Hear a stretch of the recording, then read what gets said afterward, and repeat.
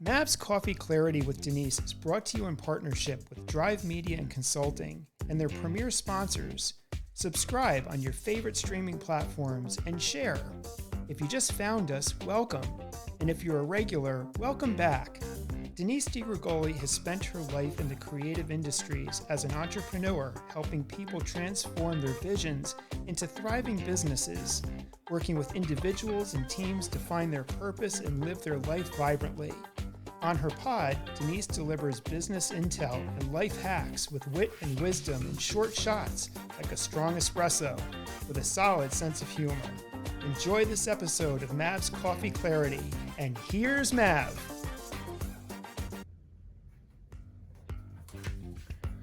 Welcome, my friends. You know you are on Mav's Coffee Clarity with Denise. Every week, we're spilling the beans. We're a show designed to move you forward in work, love, and life. And come on, who doesn't need that? If you just found me, welcome. And if you're a regular, welcome back. We appreciate you. I interview some fascinating people from all walks of life. I believe everybody's been a maverick, whether it's for a minute, a moment, or a lifetime. And on the weeks that I'm not interviewing somebody fascinating, it's me giving you a little maverick short shot, bit of wisdom and some of my experience. And sometimes we get questions. People write in on our contact page, denisedgrigoli.com, and they have some sort of question. And this week, we are answering a question about networking.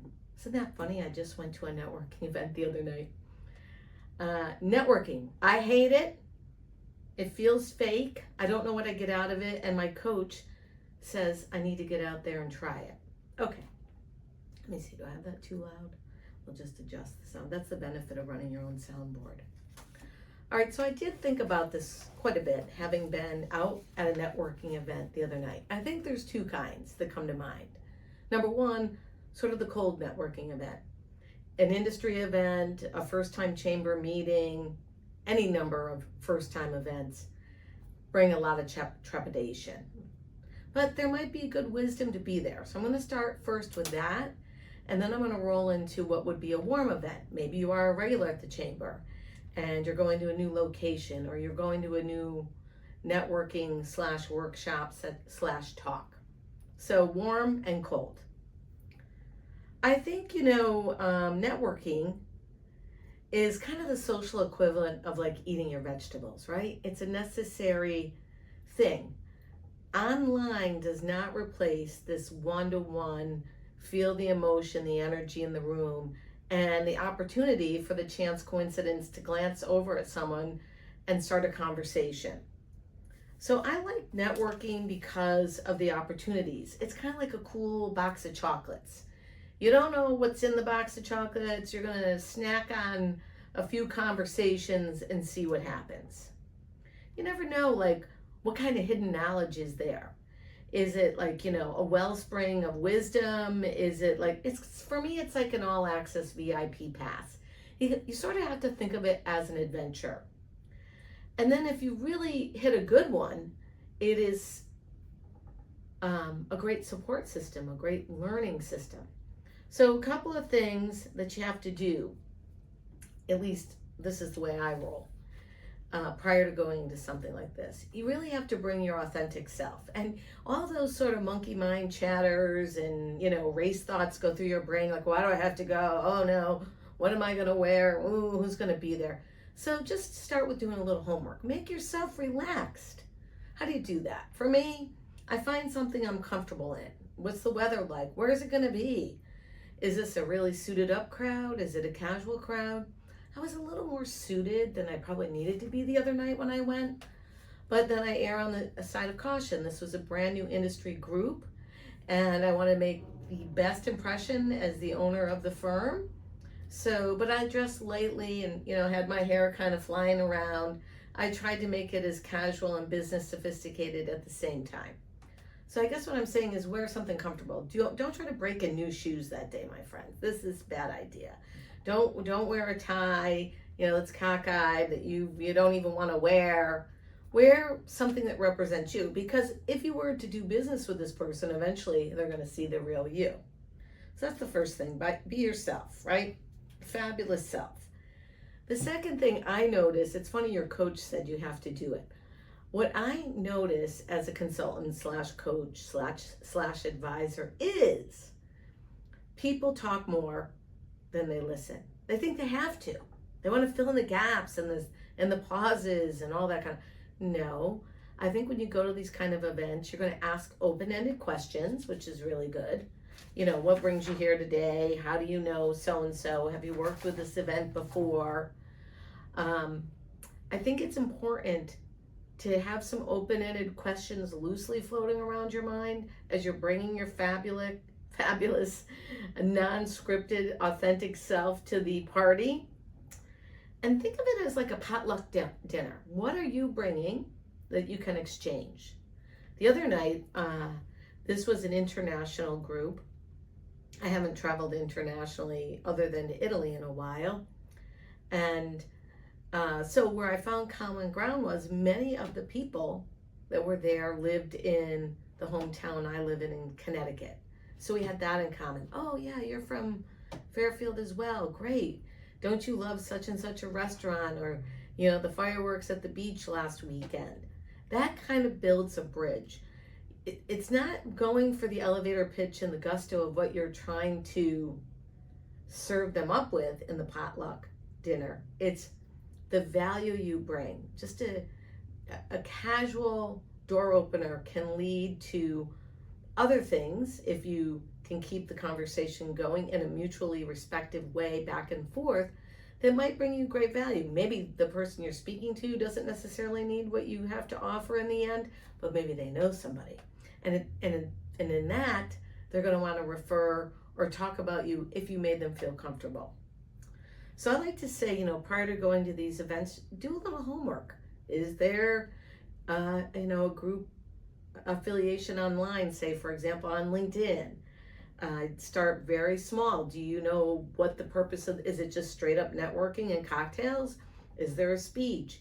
Is there some sort of a launch? Is there some sort of a program? Who might be there? Do you know anyone else there? Sometimes a buddy system works. I don't always recommend a buddy system. It depends. I don't want the person I'm with to be undershadowed or overshadowed in any way. And of course, when I'm going to meet new people. So the buddy system works for me, but sometimes I feel like it's an extra thing for me to do. You have to do you in that case, for sure. Open-ended questions are like, you know, what brings you here? What projects are you working on? Did you notice blah, blah, blah? So have a few things about yourself, the industry, the location you're going to, or even, you know, meeting someone over at the coffee bar, pouring yourself a coffee is very helpful.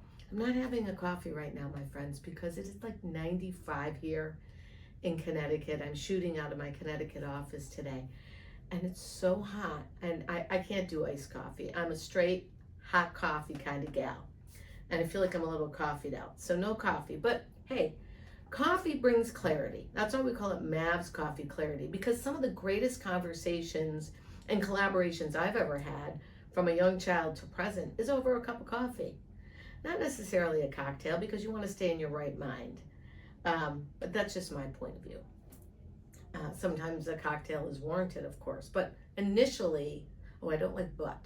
Yet, I think when you walk into a room and you don't know anyone and you make eye contact, the universal language we all understand is a smile. Hi, how are you? What brings you here today? Oh yeah, isn't this coffee great? Oh, the stronger the better for me. So casual readiness, chance favors the prepared mind. Now, if you are at a event that's a warm event, what might be a warm event? Well, we said maybe you've been a chamber member, maybe it's an industry show you go to, or an industry event you go to, or maybe it's your annual golf gala or your annual charity gala. Okay, you probably know people.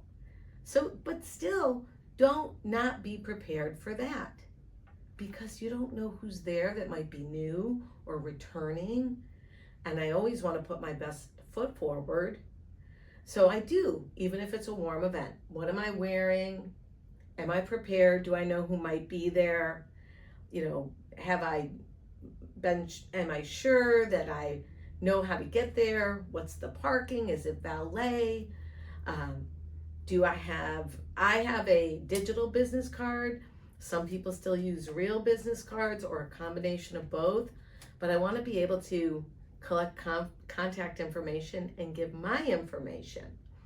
Now, in permission marketing, of course, once you give me permission to text you my contact information and you send me yours back, there's sort of a reciprocal agreement there that I might text you. And I might make a fun comment like, yeah, don't worry, I'm never going to spam you, but I'd like to send you blah, blah, blah. Or my contact has my website in it. You can find out more about me there.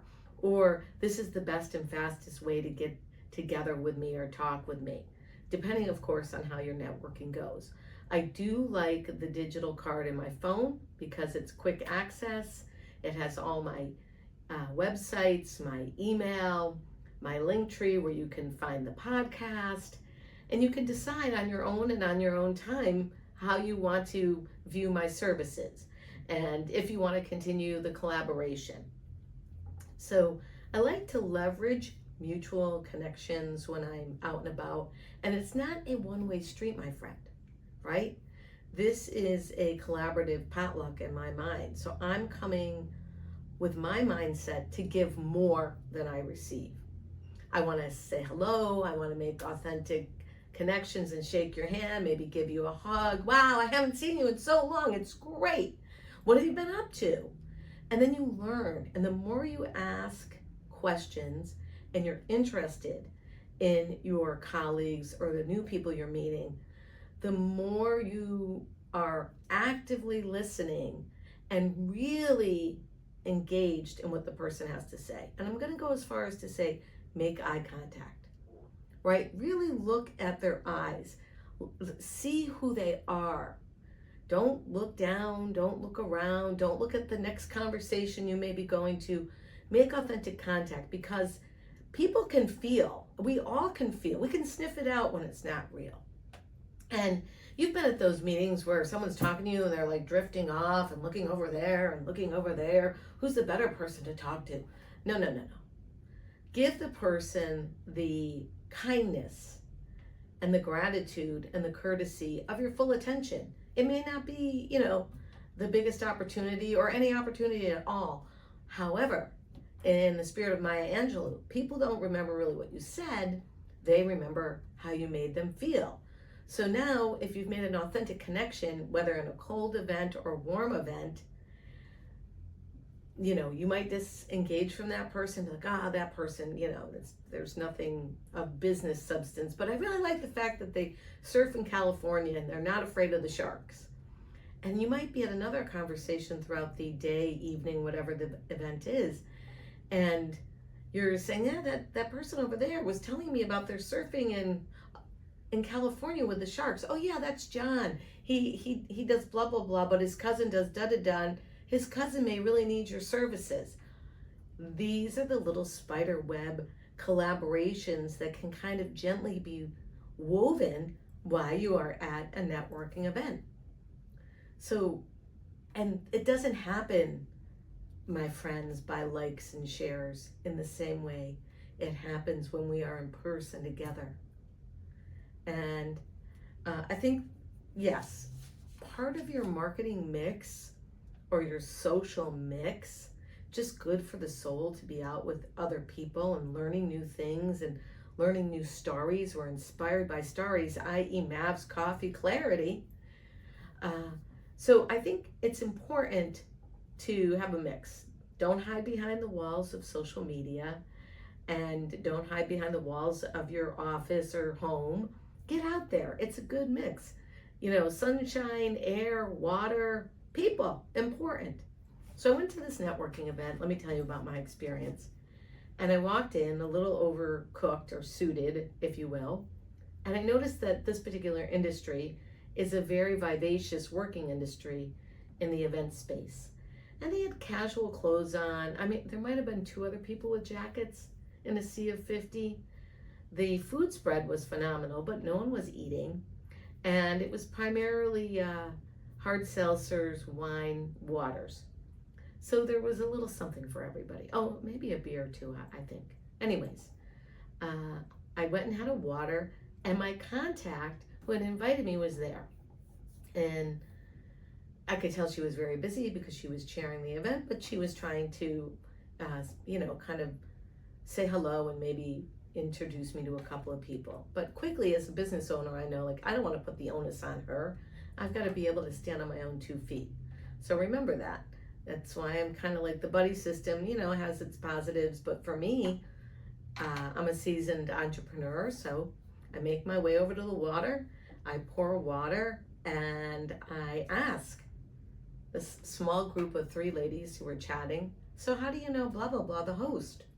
I said, oh, well, I used to work with her. I work with her now. Oh, really? In what capacity? What do you do? Well, I handle international events in Germany and Switzerland, and the flow opens because I have experience in that industry. So now we're chit-chatting about traveling overseas and the event business and how it woke up after COVID. You see? So I got in the luge and I started, or the water slide, and I started chit-chatting and asking questions, and it was obvious that maybe some of these people weren't really familiar with networking skills and had a little trepidation of their own.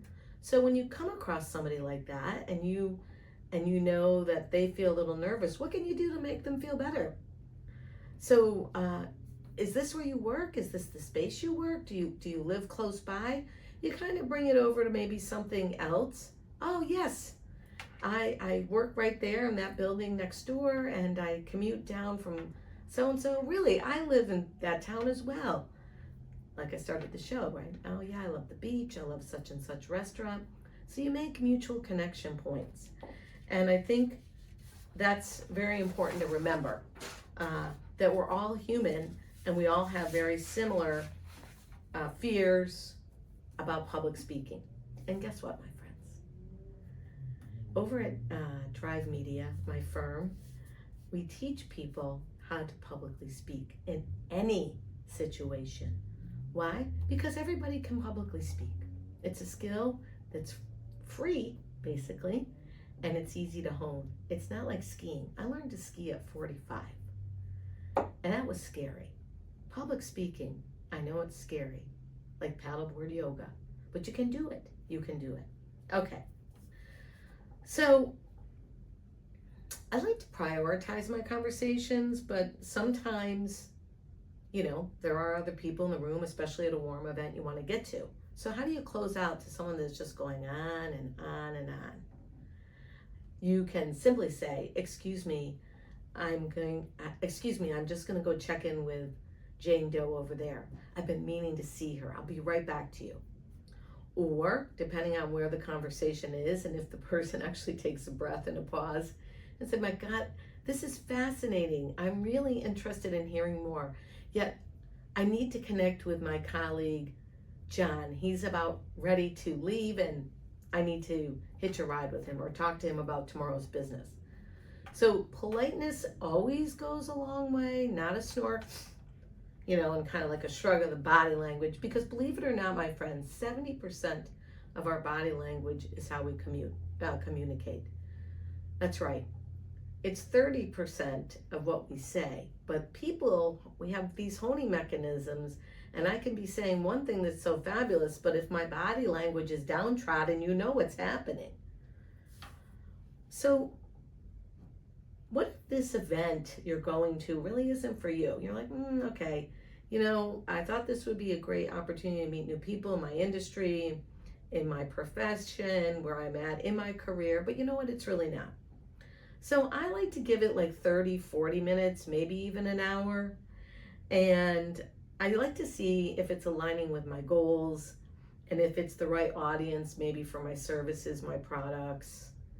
Typically I'm networking for business, or if it's there, I'm there for a charity and it's a charity I strongly believe in and I actually participate in. I'm probably going to stay the whole night, but I'm more referring to now like industry events or chamber events or local schmokel kind of things. How long do you have to stay? You've got to use your common sense, right? You want to be polite because you never know where you're going to meet these folks again, who might know who, and first impressions count. Although I don't think you should waste your whole evening there if it's not suiting your energy or maybe your goals for the actual networking. So my exit strategy is to say to the host, it's really been great. I have another commitment, or, I've got other obligations, things that I need to take care of. Thank you so much. And if I can, it's an eye contact and a handshake, not, like a peace, I'll be back. And I always want to stay positive, even if an event is not a match. Always, always positive. So the one thing that Mav is very big on, my friends, is thank you notes. I like thank you notes. I like handwritten thank you notes, more so than a text, but definitely an email. Great to meet you last night. Thank you for the opportunity. Here's a little bit more about me. Or just thank you for the opportunity. I look forward to future conversation. Why is that important, my friends? Close the circle. Close the energy, close the circle, close the event in your mind. Follow-up is key in anything we do. We can all have dreams and plans and strategies, but if we don't take it all the way out to follow-up and completion, we're not the top mavericks we think we are. That's right, my friends. You've been on Mav's Coffee Clarity with Denise, and we just answered an Ask Mav question. Of course networking is great. Why?